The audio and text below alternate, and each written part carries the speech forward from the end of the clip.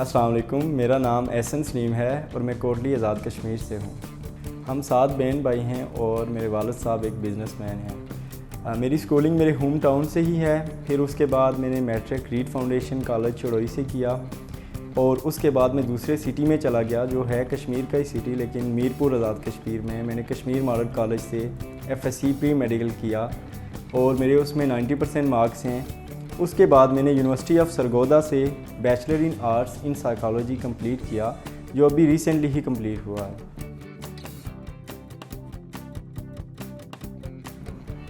हाँ, बचपन में मेरा जो इंटरेस्ट था वो था कि मैं एक इस्लामिक स्कॉलर बनूं और उसके लिए मैंने एक मदरसे में भी एडमिशन लिया था और अल्हम्दुलिल्लाह मैंने कोई 5-6 पारे हिफ़्ज़ भी किए थे।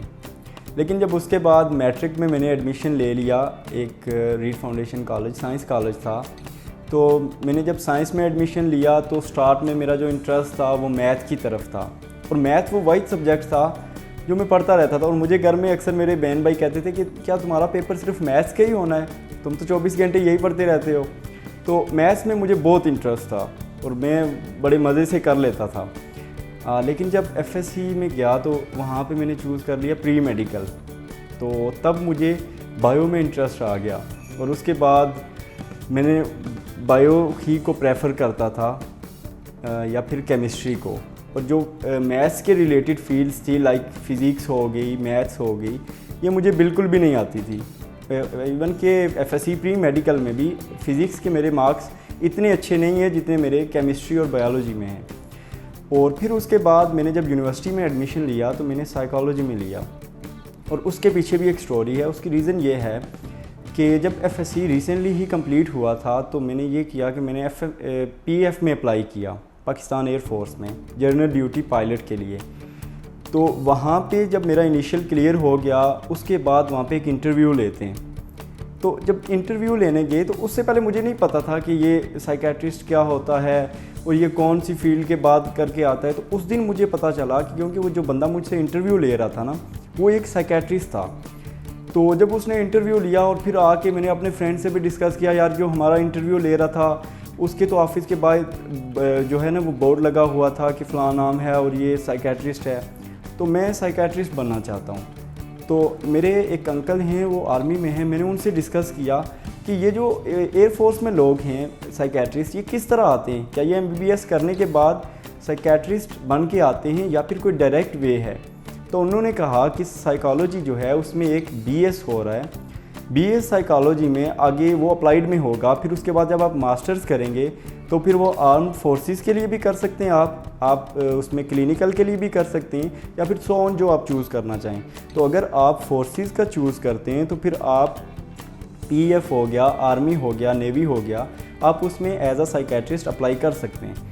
तो फिर मेरा रुझान इसकी तरफ हो गया और मेरे घर वालों की ख्वाहिश थी कि मैं डॉक्टर बन जाऊँ, इसलिए मैंने उसके लिए भी टाइम वेस्ट किया। मैंने 2 साल MBBS के चक्कर में एक मेडिकल का टेस्ट होता है MCAT, वो देने के लिए मैंने 2 साल तैयारी की और I will give my best but नहीं हो सका। उसके बाद मैंने फिर ये किया कि अब लास्ट जो डिसीजन है मेरा, मैंने साइकोलॉजी में ही लेना है क्योंकि मेरा इंटरेस्ट है इसमें। अगर मैं किसी और फील्ड में जाऊंगा जिसमें मेरा इंटरेस्ट नहीं है तो फिर उसमें मैं वो चीज़ नहीं कर सकूंगा जो मैं साइकोलॉजी में रह के करूँगा। तो फिर जब मैंने हायर स्टडीज़ के लिए अप्लाई किया तो फिर मैंने साइकोलॉजी को प्रेफर किया।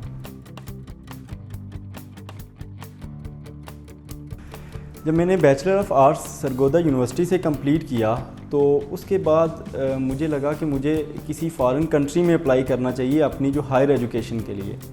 तो अभी मैं सोच ही रहा था कि किस कंट्री में किया जाए। तो मोस्टली मेरे जैसे फ्रेंड्स भी गए हुए हैं और आगे पीछे से आजकल सोशल मीडिया से भी पता चलता है, तो मुझे लगा कि UK में करना चाहिए। और उसकी रीज़न्स ये है कि UK की जो डिग्री है वो वर्ल्ड वाइड एक्सेप्टेड है और जो UK के ग्रेजुएट्स होते हैं उनको जॉब्स अपॉर्चुनिटी और हर लिहाज से बेहतर है। उसकी वजह यह है कि वहाँ का स्टाफ हो गया, वहाँ की एजुकेशन होगी, वो हमारी कंट्री से बेहतर है। हम एक डेवलपिंग कंट्री में रह रहे हैं और यहाँ पे एजुकेशन का लेवल उस तरह से नहीं है जो UK में है। तो मैंने सोचा कि मैं UK में अप्लाई करता हूँ। अब डिसाइड तो हो गया, अब मुझे करना ये था कि अब मैं अप्लाई कैसे करूँ, या तो मैं डायरेक्ट किसी यूनिवर्सिटी में कर दूँ। और मैंने डायरेक्ट ट्राई भी की, मैंने एक वॉल्वरहैम्पटन यूनिवर्सिटी है उनका कर दिया, लेकिन वो शायद मुझसे कोई मिस्टेकली गलत हो गया तो कोई उसका ठीक नहीं रिस्पॉन्स आया। तो फिर मेरा एक कज़न जो यूके में ही है उसने मुझे द नेक्स्ट यूनी के बारे में बताया कि ये बहुत अच्छा काम कर रहे हैं, और फिर उसने मुझे इनका फ़ोन नंबर और ईमेल एड्रेस प्रोवाइड किया कि आप कांटेक्ट करें और अपने डॉक्यूमेंट्स फॉरवर्ड करें, और ये आपको बेहतर गाइड करेंगे कि आपने किस यूनिवर्सिटी में जाना है, आप कोर्स कौन सा चूज़ करना चाह रहे हैं। आपने सब खुल के बता देना उनको कि मेरी ये इंटरेस्ट है, मैं इस यूनिवर्सिटी में जाना चाहता हूँ, तो फिर वो उस हिसाब से खुद ही मैनेज कर लेंगे। आज के दौर में हर स्टूडेंट का होता है कि वो हायर एजुकेशन किसी फॉरेन कंट्री से करे, क्योंकि हर किसी को पता है कि बाहर से करके आएंगे स्कोप ज़्यादा होगा। तो लेकिन मसला क्या आता है कि स्टूडेंट्स जल्दी कर देते हैं, वो उनका जो होता है ना कि वो राइट पैथवे चूज़ नहीं करते, उनका होता है कि बस जस्ट यूके पहुंच जाना है। तो अब एक बंदा है, उसका बैकग्राउंड जो है वो मैथ्स में है, और वो आगे जी कहेगी किसी में भी कर दें, आप स्पोर्ट्स में कर दें, आप मेडिकल में कर दें, जिसमें होता है आप कर दें। उन्होंने तो कर देना है फाउंडेशन ईयर के साथ, लेकिन उस स्टूडेंट का कैरियर तबाह हो जाएगा। वो जो उसका फ्यूचर था, जो उसने गोल सेट किए हुए थे, जिस फील्ड में उसका इंटरेस्ट था, वो उससे हट जाएगा, और जब वो अपनी फील्ड से हटेगा तो उसका कैरियर डिस्ट्रॉय हो जाएगा। तो इसके लिए इम्पॉर्टेंट थिंग ये है कि आप अगर टाइम लगता है तो नो वरीज़, आप सोच के आराम से कि मैंने इस चीज़ में अगर बैचलर किया हुआ है तो मैंने मास्टर्स इस फील्ड में करना है, उसको पहले सिलेक्ट करें। और दूसरी चीज़ जो मोस्टली स्टूडेंट्स आजकल डरते हैं कि यार पता नहीं अप्लाई कर दिया तो स्कैम हो जाएगा, एजेंट्स पैसे खा के भाग जाएगा, मेरा वीज़ा नहीं होगा, या फिर कुछ इस तरह से मोस्टली हर स्टूडेंट ही सोचता है अप्लाई करने से पहले। तो उसके लिए ज़रूरी है कि आप देख सुन के जो भी कंसल्टेंट या जो भी एजेंट चूज़ करना चाहते हैं उसको देख सुन के करें, आप उसके बारे में इंफॉर्मेशन लें। सोशल मीडिया का दौर है, आप यूनिवर्सिटीज़ के स्टूडेंट से पूछें जो ऑलरेडी गए हुए हैं कि आपका एक्सपीरियंस इस बंदे के साथ कैसा रहा है। आप उनके फेसबुक पेज को विज़िट करें, आप हर लिहाज से उनको पहले उनकी जांच पड़ताल कर लें, और फिर उसके बाद उनसे अप्लाई करवाएं, और फिर वो आपके लिए हर लिहाज से ये बेहतर रहेगा, और आपको किसी भी किस्म का कोई मसला या फिर कोई भी प्रॉब्लम फेस नहीं करनी पड़ेगी। जब मैंने ये डिसाइड कर लिया कि ठीक है जी, मैंने जो अपनी हायर एजुकेशन है वो यूके में कंप्लीट करनी है, क्योंकि मैं उसके बारे में ऑलरेडी इंफॉर्मेशन इकट्ठी कर चुका था कि मैं अगर वहाँ से करूँगा तो मुझे क्या बेनिफिट होगा। तो अब जो नेक्स्ट स्टेप था वो ये था कि मैं किस प्रोसेस के तहत चलूँ, और मैं कौन सी फर्म को ज्वाइन करूँ, या कौन सा कोई कंसल्टेंट हो जो मुझे गाइड करे और मेरे प्रोसेस को बेहतरीन तरीके से मुकम्मल कर दे। तो मोस्टली स्टूडेंट को यही कन्फ्यूजन होती है कि हमें राइट पर्सन चाहिए जो हमारे प्रोसेस को राइट तरीके से करे। तो जब मेरा द नेक्स्ट यूनिट से कांटेक्ट हो गया तो फर्स्ट टाइम उन्होंने मेरा एक शॉर्ट इंटरव्यू लिया, कि इंटरव्यू में बेसिकली यही था कि आपका एजुकेशन में बैकग्राउंड क्या है, आपका इंटरेस्ट क्या है, और आप कौन से कोर्स में आगे नेक्स्ट अपनी हायर स्टडीज़ को कंटिन्यू करना चाह रहे हैं। तो जब वो डिसाइड हो गया, मैंने बता दिया जी कि मैंने तो साइकोलॉजी करना है क्योंकि मेरा इंटरेस्ट भी इसी में है। फिर उसके बाद नेक्स्ट स्टेप था कि आपने कौन सी यूनिवर्सिटी में करना है।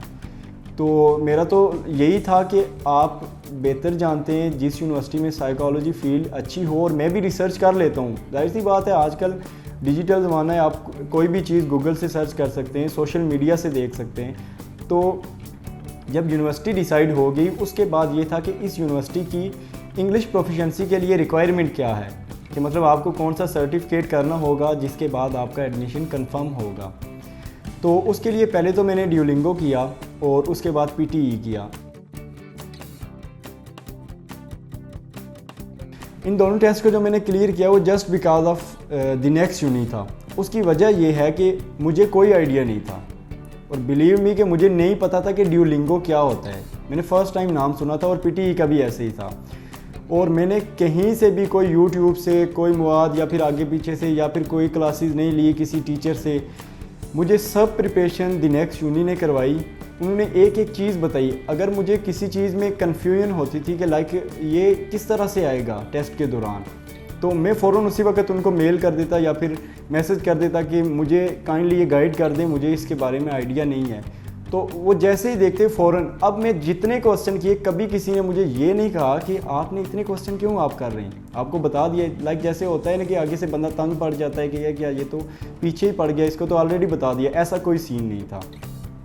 अच्छा, टेस्ट क्लियर हो गया। उसके बाद ये था कि आगे आपने यूनिवर्सिटी का प्रोसेस जो है वो कैसे करना है। मुझे कुछ भी नहीं पता था क्या प्रोसेस करना है, कैसे होता है, कैसे फ़ीस जमा करवानी है। सब कुछ द नेक्स्ट यूनी ने गाइड किया, हर चीज़ उन्होंने अपने तरीके से की और अल्हम्दुलिल्लाह एंड तक बड़े बेहतरीन तरीके से वो सब कुछ हुआ। और जब मोस्टली स्टूडेंट्स को ये होता है कि जब उनका प्रोसेस चल रहा होता है, उनको जो मेन टेंशन होती है वो फाइनेंशियली होती है। वो कहते हैं कि यार अगर हमने पैसे पे कर दिए, क्योंकि मोस्टली स्टूडेंट्स के साथ आजकल स्कैम्स हो रहे, तो स्टूडेंट डरा हुआ होता है कि यार मैंने पैसे दे दिए, ये पता नहीं खा जाएगा, भाग जाएगा बंदा। तो अल्हम्दुलिल्लाह द नेक्स्ट यूनी में वो सीन नहीं है। अगर आप द नेक्स्ट यूनी में हैं ना, तो आप बेफिक्र होके और आराम से अपना प्रोसेस और एक ट्रस्ट के साथ कर सकते हैं कि ये राइट पर्सन है और आपको राइट जगह पे लेके जाएगा जो आपके लिए बेहतर है।